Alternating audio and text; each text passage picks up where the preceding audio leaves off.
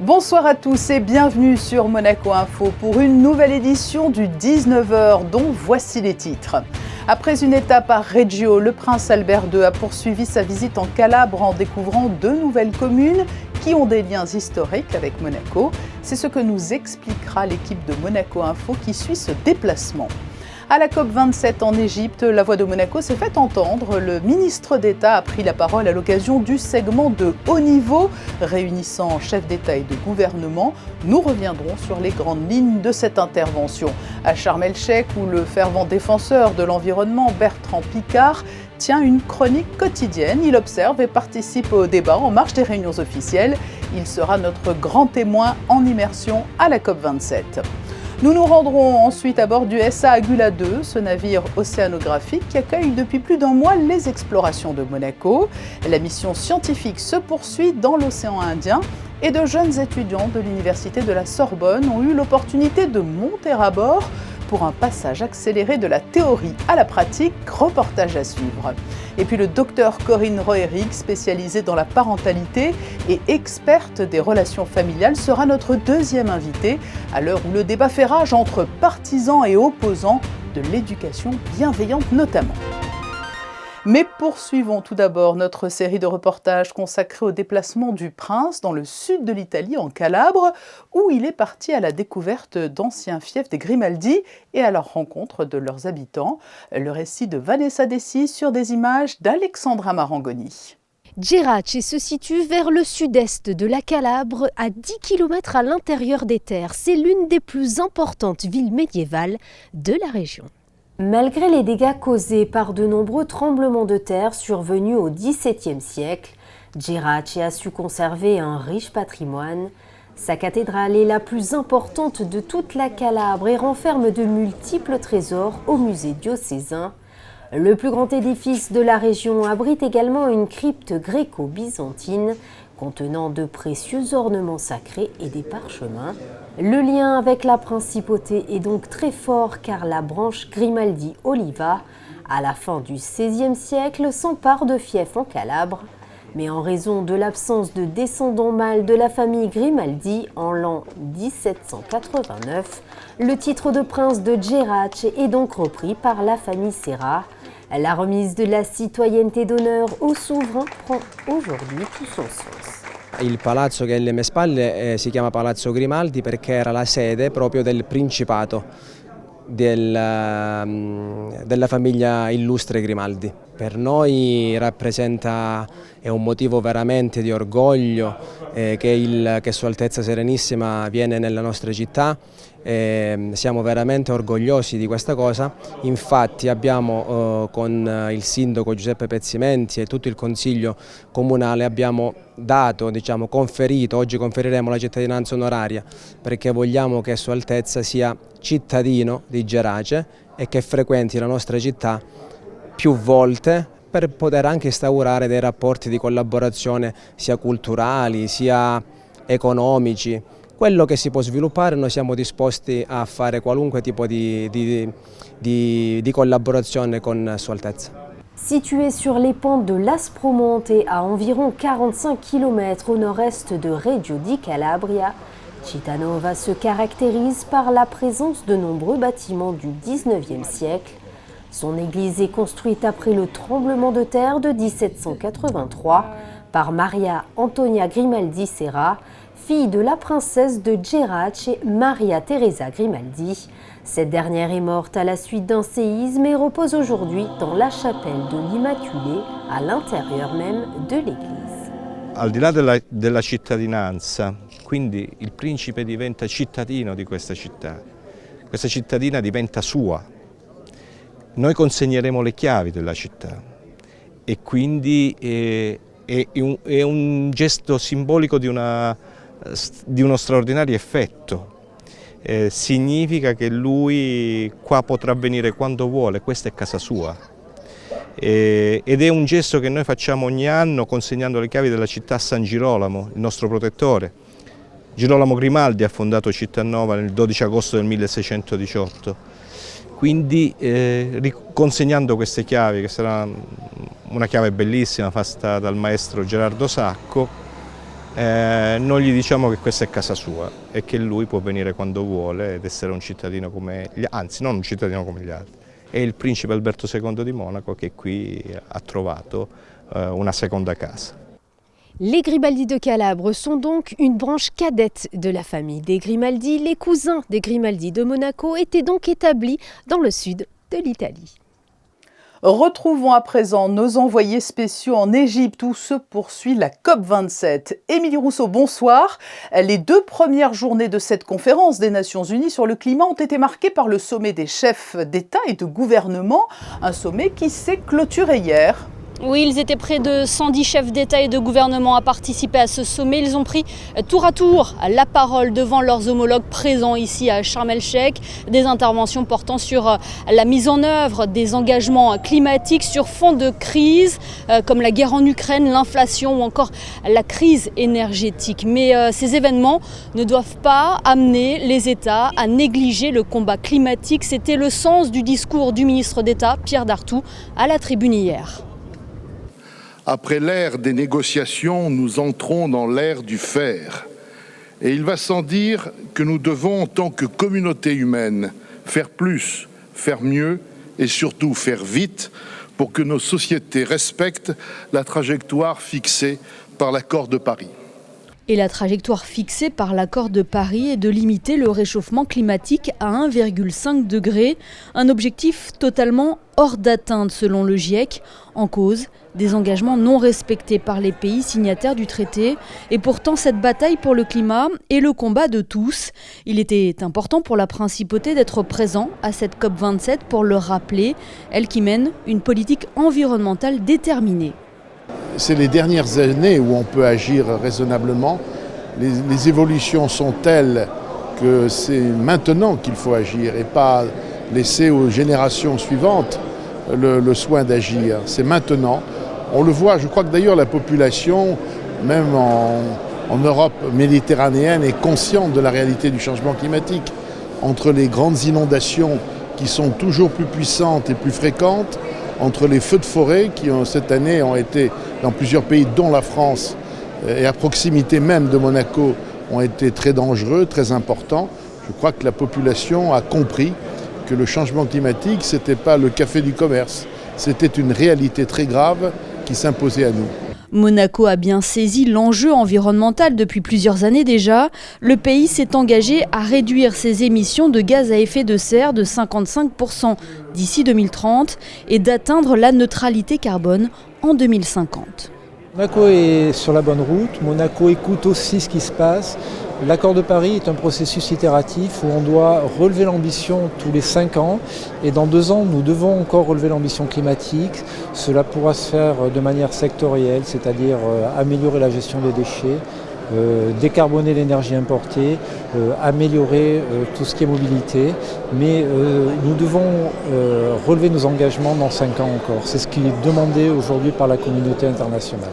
Plusieurs rencontres bilatérales ont été organisées en marge de ce sommet. Le ministre d'État Pierre Dartout et Céline Caron-Daggioni, ministre de l'Équipement, de l'Environnement et de l'Urbanisme, se sont entretenus notamment avec le président de la République d'Arménie, Vahagn Khatchatrian, et le chef du gouvernement d'Andorre, Xavier Espot-Zamora. Plusieurs thèmes ont été abordés lors de ces discussions, dont bien évidemment la lutte contre le réchauffement climatique. Et le prince Albert II est quant à lui attendu dans les heures qui viennent en Égypte, qu'il rejoindra après son déplacement en Italie. Parmi les personnalités invitées à prendre part à cette COP27, aux côtés des représentants de près de 200 pays, figure le fervent défenseur de l'environnement Bertrand Piccard. Il tient une chronique pour nos confrères de la presse écrite, La Tribune et Le Temps, et il est ce soir notre grand témoin. Bonsoir Bertrand Piccard. Bonsoir Patricia. Cette COP27, c'est the place to be. Vous y êtes allé, j'imagine, plein d'espoir, car vous allez toujours de l'avant et ne baissez jamais les bras. Mais vous estimez que l'on peut espérer un bel épilogue cette fois-ci ? Je pense que si on n'est pas à la COP27 ou qu'il n'y a pas de COP27, on perd quelque chose. Parce que c'est clair qu'il y a des discussions politiques qui sont parfois un peu creuses, mais par derrière, il y a beaucoup d'accords, il y a beaucoup de coalitions. Ce qu'on voit, c'est qu'il y a aussi une deuxième COP à l'intérieur de cette COP politique qui est celle des entreprises. Et les entreprises amènent beaucoup de solutions. Et c'est surtout avec les entreprises qu'on travaille pour promouvoir toutes leurs solutions. Vous êtes porteur de 1000 solutions pour l'avenir. Il faut abandonner les postures moralisatrices ou les mesures coercitives? Mais les discours moralisateurs, on les connaît. La liste des problèmes, on les connaît. Et puis on sait aussi qu'après tous ces grands discours, il y a toujours cette phrase « il faut absolument faire quelque chose ». Mais ça, on le sait. Maintenant, ce qu'il faut dire, c'est quoi faire et comment le faire. Et en fait, c'est là qu'on a notre rôle à la Fondation Solar Impulse, en arrivant avec 1450 solutions qui sont économiquement rentables pour protéger l'environnement, avec un guide de 200 solutions spécifiquement pour les villes, qu'on peut appliquer partout dans les villes, et puis des exemples, mais hyper concrets. Des exemples de matériaux qui sont fabriqués de manière à économiser 90% des émissions de CO2, des types de bois préfabriqués de manière à pouvoir également remplacer les matériaux les plus polluants, des isolants de maison avec des matériaux biologiques, des plantes invasives qui sont transformées en isolation. Et tout ça, ça permet quoi ? Eh bien, ça permet d'avoir des bâtiments qui consomment moins d'énergie pour refroidir, pour réchauffer. Tout ça, c'est des contributions énormes. Voilà exactement, ce sont donc des propositions très concrètes, mais ce combat en faveur de l'environnement, il a besoin que l'on embarque en quelque sorte tout le monde dans un même élan, mais comment concilier les intérêts de tous, le public, les politiques, les entreprises ? Ce qui permet de concilier les intérêts de tout le monde, c'est l'efficience. L'efficience, ça veut dire quoi? L'efficience, ça veut dire qu'on peut obtenir un résultat meilleur en consommant moins d'énergie, moins de ressources, moins de déchets, etc. Donc finalement, c'est moins cher. Et tous ces processus d'efficience sont des processus dans lesquels les investisseurs y gagnent, les producteurs y gagnent, les consommateurs y gagnent et la nature y gagne. Et c'est vraiment dans cette direction-là qu'on doit aller parce qu'il faut comprendre que ce qui détruit l'environnement aujourd'hui, c'est que nous avons un développement économique qui est basé sur la quantité de ce qu'on consomme et de ce qu'on produit. Et on doit remplacer ça par un développement économique basé sur la qualité de l'efficience, c'est-à-dire sur la qualité de ce qu'on peut produire pour remplacer ce qui pollue par ce qui protège l'environnement. C'est ce que j'aime appeler la croissance qualitative. Et aujourd'hui, les solutions techniques permettent ça.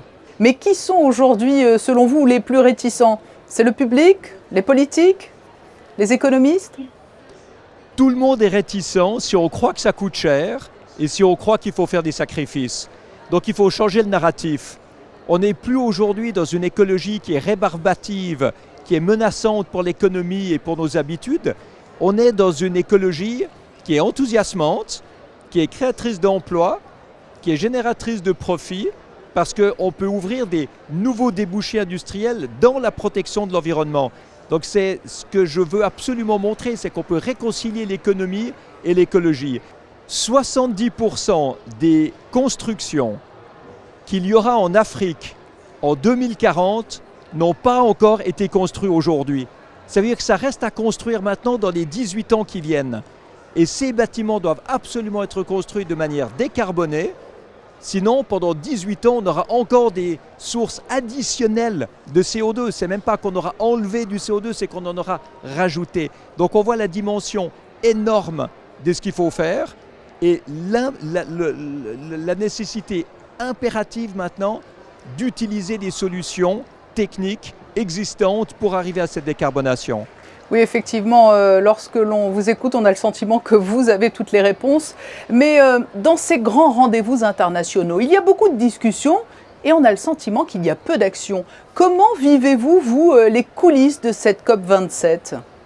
Alors, beaucoup de discussions et peu d'action, ça c'est un petit peu la caractéristique de ces conférences internationales sur le climat. Mais s'il n'y avait pas ces conférences, on en ferait encore moins. Alors, aujourd'hui, il y a une dimension de plus dans cette COP27, c'est sa dimension de COP africaine. C'est un peu le surnom qu'on lui a donné. Parce que les pays en développement maintenant demandent des réparations pour les dommages causés à travers les changements climatiques par les pays du Nord aux pays du Sud. Si les pays sont sous l'eau ou sont dans une sécheresse totale, avec une progression du désert, eh ben, on n'arrive pas non plus à développer le pays. Donc c'est vrai qu'il y a beaucoup de discussions, que c'est beaucoup de la politique. Moi, je ne suis pas dans ces discussions-là. Moi, je suis là avec la Fondation Solar Impulse pour montrer les solutions qui existent. C'est un des bras de levier qu'on a, mais c'est vrai que ce n'est pas l'entier de la solution qui est contenue par la technique. Merci Bertrand Piccard de nous avoir fait partager votre témoignage en plein cœur de la COP27 à Sharm el-Sheikh. Je vous en prie, avec plaisir. Nous l'avons déjà évoqué à plusieurs reprises dans nos éditions, la mission des explorations de Monaco se poursuit dans l'océan Indien. Elle a elle aussi des visées environnementales et doit s'achever à la fin du mois de novembre. Aux côtés des scientifiques embarqués à bord du SA Agula 2 figurent également des étudiants de la Sorbonne Université notamment. Une expérience unique pour eux. Voyez ce reportage en immersion sur des images de Sylvain Péroumal. Ils sont au nombre de 30 et ont passé une vingtaine de jours à bord du vaisseau océanographique des explorations de Monaco pour une grande mission dans l'océan Indien. Une véritable aubaine, une opportunité que n'a pas hésité à saisir l'un des responsables du master Sciences de la mer océanographie de Sorbonne Université. Les explorations se déroulant pendant l'année universitaire, il a donc décidé d'embarquer avec lui toute la promo et de poursuivre sur place l'enseignement dans des conditions uniques. Faire voyager 30 étudiants jusque dans l'océan Indien, c'est pas forcément facile. Donc ça nous a pris 6 mois à tout organiser, à être sûr que tout marchait, à s'assurer qu'on avait tout le matériel pour pouvoir aussi assurer l'enseignement, parce que c'est des cours qu'on fait déjà, c'est un diplôme qui est proposé dans le cadre de Sorbonne Université, et il n'était pas question non plus de faire moins bien que ce qu'on fait habituellement. Une expérience du terrain donc hors norme, en immersion totale, loin de toute terre, avec pour objectif de préparer un projet de campagne océanographique. Ce qu'ils vont nous présenter, c'est leur projet pour une campagne océanographique sur différents thèmes. Donc ils travaillent en groupe de 2 sur un thème avec un budget et il faut qu'ils nous présentent un projet scientifique, comment ils le réaliseraient, avec quel bateau, en faisant quelle opération. Pour cela, des cours leur ont également été dispensés, mais le fait d'assister en parallèle aux opérations scientifiques, cela leur a permis d'aller directement de la théorie à la pratique en travaillant 24 heures sur 24 par roulement. Et ils sont confrontés à la réalité terrain, et ça c'est super important dans la formation, c'est que on a un plan d'échantillonnage, il n'y a pas de chance, la CTD est tombée en panne. Comment est-ce qu'on fait ? Comment est-ce qu'on fait pour s'adapter ? Comment est-ce qu'on fait pour réagir ? Et surtout pour ne pas perdre les données. Donc là, on a vraiment toutes ces opportunités qui nous sont offertes. Donc c'est vraiment un très bon point. So when we will be stopping the boat, we will try to take some more vertical sample to get much more diversity. À Paris, dans les stations biologiques qui sont en France, on a beaucoup de cours théoriques, on a un peu de pratique, mais c'est sur la Méditerranée, des choses qu'on connaît bien, et venir sur un océan que j'ai jamais découvert, sur un bateau qui fait 100 mètres de long, c'est quelque chose d'incroyable. Et c'est à bord du bateau que les étudiants ont présenté leur projet lors d'un grand oral. Ils restitueront également leur travail à l'écrit et obtiendront ainsi une note qui comptera pour l'obtention finale de leur diplôme. 6 nouveaux champions de la paix pour Peace and Sport. L'organisation monégasque dédiée au mouvement de la paix par le sport voit ses rangs grandir avec l'arrivée du footballeur belge Eliakim Mangala, du champion olympique de taekwondo Cheick Cissé, du gymnaste monégasque Kevin Crovetto, de l'alpiniste chinois Ziyun Han, de la championne olympique de natation synchronisée, la russe Svetlana Romashina, et la championne française, championne du monde de surf Justine Dupont. Ils rejoignent Christian Carambeu, Blaise Matuidi, Tony Estanguet ou bien encore Rudy Gobert et auront tous pour mission de promouvoir la vision de Peace and Sport à travers le monde. Jamais 203, après 2 succès consécutifs en championnat, le club du Monaco Basket Association a créé la sensation hier soir en 16e de finale de la Coupe de France en sortant Toulouse, club de LFB jusqu'alors invaincu. Pour les 8e de finale, le 1er décembre, le président Eric Elena rêve maintenant de recevoir un grand club comme l'Asvel ou Bourges. Et d'ici là, pas le temps de souffler pour le MBA, puisque se profile déjà samedi 12 la 5e journée de championnat. Difficile parfois d'être un parent. Aujourd'hui, de plus en plus de couples se remettent en question et sont en plein doute. Quid de l'éducation positive ou bienveillante? Comment s'adapter à un contexte familial qui a considérablement évolué pour les aider dans leur cheminement? Des spécialistes de la parentalité, dont le docteur monégasque Corinne Roerig. Elle est notre invitée. Bonsoir docteur. Bonsoir. Nous sommes en plein débat autour de l'éducation bienveillante ou positive. Les parents n'ont jamais été autant perdus, semble-t-il. Absolument, je suis bien d'accord et je suis très contente d'être grand-maman aujourd'hui et de ne plus avoir ce genre de questions à me poser. Alors cela peut paraître étrange de le rappeler, mais quelles sont les choses indispensables qu'un parent doit procurer à son enfant pour être un bon parent? Alors moi je pense qu'il n'y a que des bons parents parce que tous les parents ont envie de faire le mieux pour leurs enfants. Et je crois que le regarder, lui parler, l'accompagner, s'émerveiller de ses progrès, c'est ça l'important, le plus important pour un parent et pour un enfant. C'est vraiment tout ce qui se tisse comme lien entre le parent et l'enfant qui vont faire que cet enfant va avoir envie de grandir à côté d'un parent qui lui explique le monde, qui lui montre les choses, qui lui tisse finalement l'environnement dans lequel il va grandir et s'épanouir. Donc la base, c'est l'échange, mais d'où vient selon vous cette pression qui fait que les parents aujourd'hui se posent beaucoup plus de questions ou doutes? Ce n'est pas l'évolution des mœurs, des besoins et de la société plus généralement qui est en cause? Alors je crois qu'on a aujourd'hui peu d'enfants et que donc on les considère comme des merveilles. Ce qui est vrai qu'on en ait 1 ou 4 ou 10 d'ailleurs, ce sont toujours des merveilles, mais en tout cas on est bien plus attentif aux enfants qu'on ne l'était. Moi j'ai 65 ans, j'ai des grands-enfants aujourd'hui et aussi des petits-enfants, et je vois déjà la différence en fait entre la manière dont j'ai pu élever mes enfants et puis la manière dont les parents se préoccupent de leurs petits aujourd'hui et la manière dont ils se culpabilisent. Pour en revenir à l'éducation bienveillante, moi j'entends des parents qui sont harcelés de conseils sur l'empathie obligatoire et systématique. Et si je suis d'accord, bien évidemment, avec le fait que l'empathie est importante, indispensable à l'éveil de l'enfant et à son bien-être, je crois qu'on ne peut pas demander à un jeune parent de savoir gérer les émotions de son enfant sans avoir fait tout un parcours qui passe par développer son attention positive à l'enfant, qui passe par développer sa communication par rapport à l'enfant, faire en sorte de ne pas avoir, je dirais, d'attentes irréalistes par rapport à cet enfant et de se fixer des objectifs éducatifs qui soient tenables. Ça n'est pas seulement, je dirais, être condamné par l'injonction à l'empathie systématique, automatique et qui serait finalement devenue innée chez nos jeunes parents. Mais ce qui est très difficile également, c'est que chaque enfant est différent. Donc il faut s'adapter aussi. Chaque enfant est différent, mais chaque enfant a toujours besoin de la même chose, c'est-à-dire qu'on le regarde, qu'on lui parle, qu'on joue avec lui, qu'on soit à ses côtés pour lui faire découvrir le monde et son environnement. Et en ça, c'est toujours la même chose qui se passe. Tous les enfants ont besoin qu'on sache que quand, par exemple, on les croit capricieux, c'est une colère qu'ils font, parce que la gestion des émotions, ça n'est pas possible avant l'âge de 5 ans. Donc les caprices dont on affuble les enfants de moins de 5 ans, non, ce ne sont pas des caprices, c'est simplement un enfant qui n'a pas la maturité émotionnelle pour expliquer ce qui se passe chez lui, qui n'a pas les mots pour l'expliquer et qui donc va s'agiter, crier, trépigner, etc. Corinne Roerig, vous avez 25 ans d'expérience dans ce domaine. Quels sont les problèmes les plus fréquents que rencontrent les parents qui viennent vous voir? Alors les parents, c'est généralement l'autorité en fait. C'est comment faire pour que mon enfant arrête de crier, comment faire pour qu'il m'obéisse du premier coup. Le programme que j'ai adapté à la France, les parents qui venaient effectivement s'inscrire à ce programme disaient, je trouve avec beaucoup de franchise, je viens pour que vous m'appreniez, pour que vous me changiez mon enfant, ou bien alors pour que vous m'appreniez à le faire obéir enfin efficacement.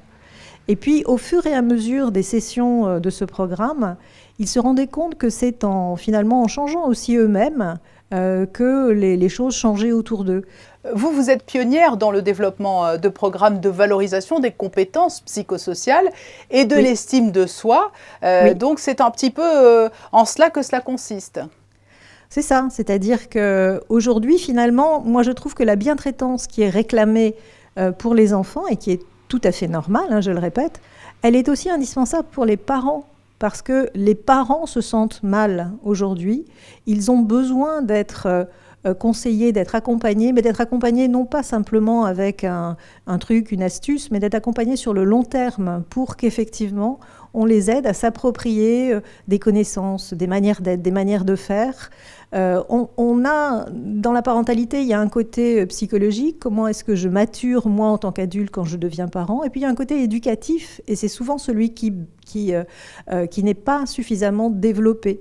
Donc c'est vraiment l'accompagnement au long terme, en étant toujours bienveillant avec les parents, en les aidant à faire, à expérimenter, et à trouver finalement les stratégies qui leur conviennent le mieux, en fonction aussi des valeurs éducatives qu'ils souhaitent développer dans leur propre famille.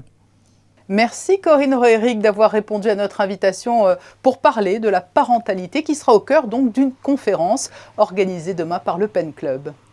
Merci beaucoup. Le Monte Carlo Jazz Festival débute ce soir pour cette 16e édition. La programmation proposera 11 dates et je vous propose d'écouter Gilles Marsan, le directeur artistique de l'événement. Frédéric Hélion et Jean-Alexandre Dordet l'ont rencontré ce matin en plein montage avant le concert de ce soir à la Salle Garnier. Nous commençons ce soir avec Mood Swing Réunion, 4 artistes légendaires qui se produisent pour la première fois depuis 1994 ensemble. Ensuite, nous avons une soirée de rock progressif, comme nous le faisons souvent dans le festival avec Jethro Tull. Nous avons Siofan Pamar, qui après Bercy au mi-novembre, où il a vendu déjà 20 000 places, viendra à l'Opéra Garnier. Nous avons Mélodie Gardot, qui revient. Nous avons Chili Gonzalez.